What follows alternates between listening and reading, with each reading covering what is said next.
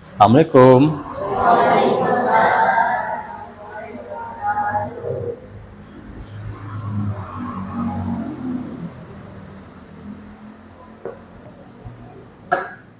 Apa kabar semuanya?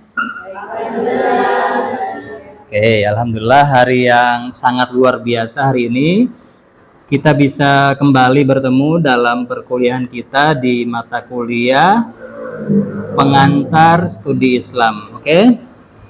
Baik teman-teman semuanya, untuk lebih afdolnya sebelum kita mulai belajar, alangkah baiknya kita mulai dan kita awali dengan doa bersama ya. Oke, berdoa dimulai. Kemarin kita sudah memaparkan mengenai salah satu topik awal, yaitu tentang makna, cakupan, dan urgensi dari studi Islam. Oke, hari ini kita akan memperdalam lagi mengenai posisi Islam sebagai objek atau sasaran di dalam studi dan kajian Islam. Kali ini sangat penting bagi kita semua bagaimana nanti ke depannya teman-teman bisa meneliti, mengkaji Islam dari berbagai macam aspek. Hari ini akan ada 3 pemantik diskusi yang akan menjelaskan lebih jauh tentang Islam sebagai sasaran penelitian dan sasaran kajian. Oke, tapi sebelum itu Bapak ingin melakukan brainstorming. Jadi ada asesmen awal, bagaimana sih pandangan atau pengetahuan awal teman-teman mengenai topik sekarang. Oke, kita udah membagi linknya di dalam grup kelas. Silakan teman-teman nanti dibuka. Di situ dibuka, nanti berikan satu kata sesuai dengan pendapat ataupun pemahaman awal kalian tentang objek yang akan kita bahas hari ini. Oke, silakan dibuka dulu di masing-masing HP-nya.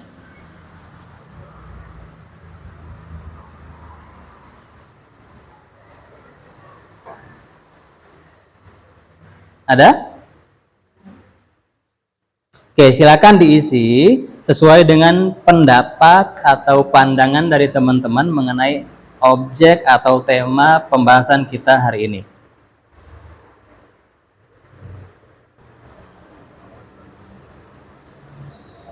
Yang ini ya, yang atas ini. Satu kata untuk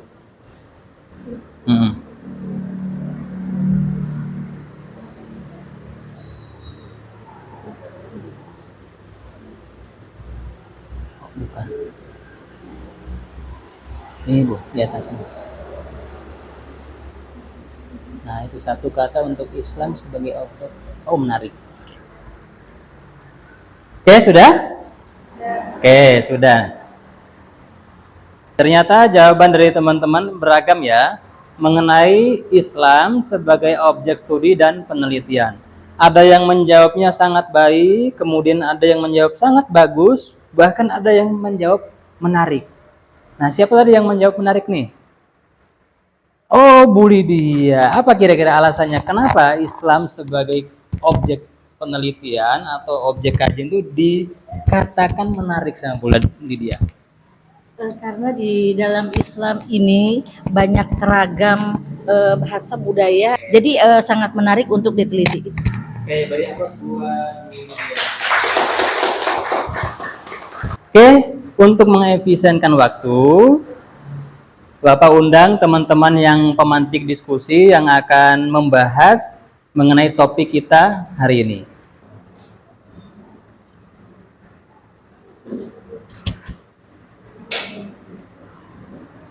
Assalamualaikum warahmatullahi wabarakatuh. Waalaikumsalam warahmatullahi wabarakatuh.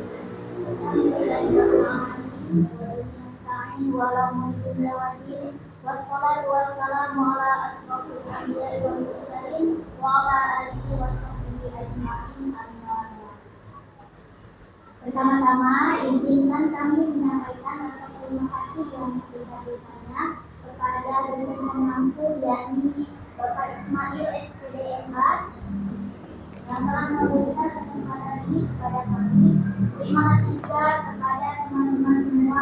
selalu memberikan dukungan dan semangat. Semoga apa yang kami sampaikan hari ini bisa bermanfaat. Amin, amin, ya Allah, ya Rabbal alamin. Baik teman-teman, untuk presentasi hari ini judulnya agama sebagai gejala budaya dan sosial. Langsung saja kita mulai pembahasan yang akan disampaikan oleh rekan saya yaitu saudari Aisyah. Padanya Dari pembahasan yang pertama yaitu agama sebagai gejala budaya dan sosial.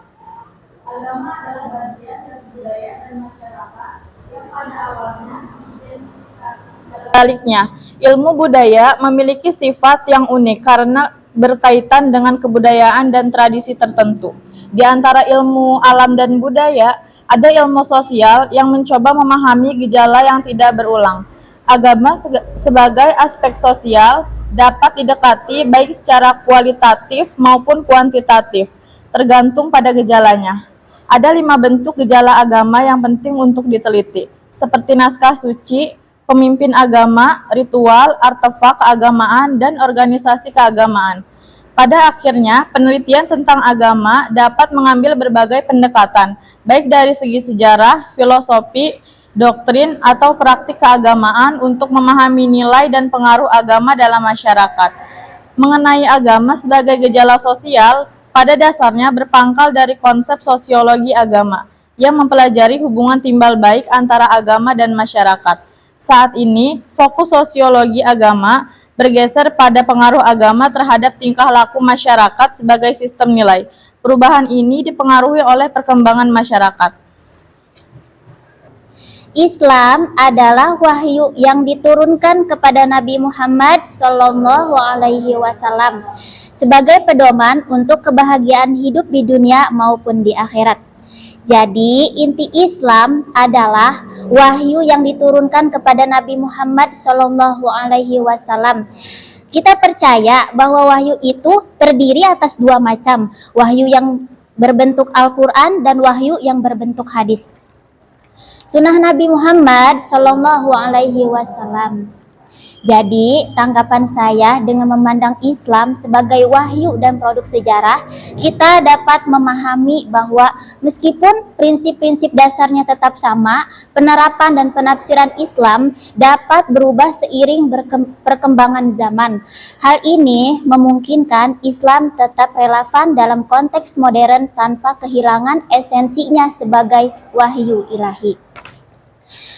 Baik teman-teman, terima kasih sudah mendengarkan. Kami harap materi yang disampaikan jelas, tapi jika ada bagian yang masih kurang dipahami atau ada pertanyaan lain, silahkan bertanya, kami akan dengan senang hati menjawabnya.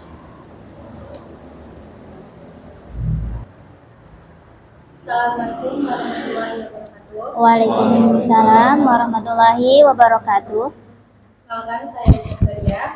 Sebelumnya izin bertanya, Islam sebagai wahyu di satu sisi, sementara di sisi lain Islam juga sebagai produk sejarah.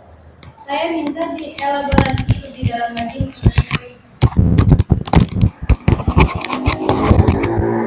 Baik, saya ingin menjawab pertanyaan dari Intan. Al-Quran dan hadis merupakan wahyu dalam Islam.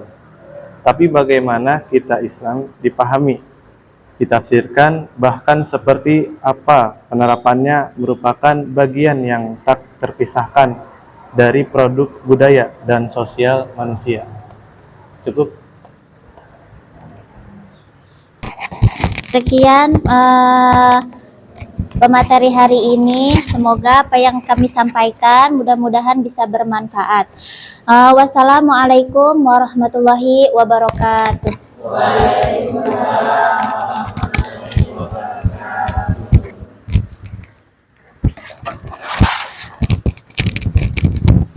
Oke, beri aplaus untuk kelompok 3. Oke, silakan kembali ke tempatnya. Oke, pemaparan yang luar biasa pada hari ini. Mudah-mudahan teman-teman semua mendapatkan pencerahan dan wawasan yang baru ya. Oke, baik, saya akan menambahkan sedikit saja mengenai topik yang kita bahas kali ini.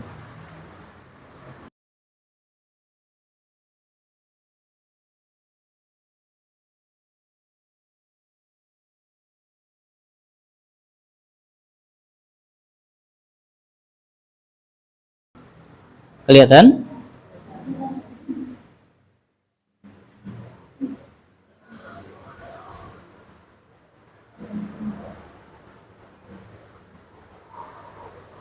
Oke, Islam itu menjadi salah satu bagian, salah satu objek yang menjadi objek penelitian di dalam kajian Islam. Oke, tapi sebelumnya harus kita pahami dulu supaya nanti tidak simpang siur. Kenapa kok Islam itu bisa diteliti? Atau apa kaitan Islam dengan kebudayaan dan apa kaitan Islam dengan sosial? Oke, di sini ada satu definisi yang sangat menarik. Menurut Sultan Takdir, bahwa kebudayaan itu adalah penjelmaan keaktifan budi manusia. Jadi budaya itu adalah keaktifan olah pikir dari manusia. Nah, untuk apa? Untuk menggapai atau untuk menyelesaikan persoalan-persoalan di dalam kehidupan sehari-hari. Jadi ketika ada hal yang kita pikirkan, kemudian kita mendapatkan solusi lewat jalan berpikir, itu namanya kebudayaan. Oke, pada topik ini ada gejala-gejala budaya yang menjadi bagian penting di dalam penelitian keagamaan. Oke, di sini ada 5 gejala agama yang bisa teman-teman pakai sebagai objek untuk meneliti sebuah agama, terutama agama Islam. Oke, yang pertama ada namanya scripture atau naskah-naskah sumber ajaran agama. Yang kedua ada para penganutnya atau pemimpin atau pemuka agama. Jadi selain kitab sucinya, kita bisa meneliti pemuka atau pemimpin agama. Yang ketiga ada namanya ritus-ritus, ada lembaga-lembaga ataupun ibadah-ibadahnya. Nah, itu menjadi salah satu objek juga yang bisa kita teliti di dalam gejala kebudayaan. Yang keempat ada alat-alat seperti masjid, kemudian seperti peci dan lain sebagainya. Itu bisa menjadi objek penelitian. Nah, itu semua termasuk bagian dari kebudayaan atau hasil olah pikir manusia. Dan yang terakhir ada organisasi-organisasi keagamaan. Misalnya kita bisa meneliti organisasi NU, kita bisa meneliti organisasi Muhammadiyah dan lain sebagainya. Jadi penelitian keagamaan itu dapat mengambil salah satu dari 5 gejala ini, baik naskahnya, pemukanya, kemudian alat-alatnya, ritusnya, bahkan sampai organisasinya. Itu semua bisa menjadi objek penelitian atau kajian studi Islam.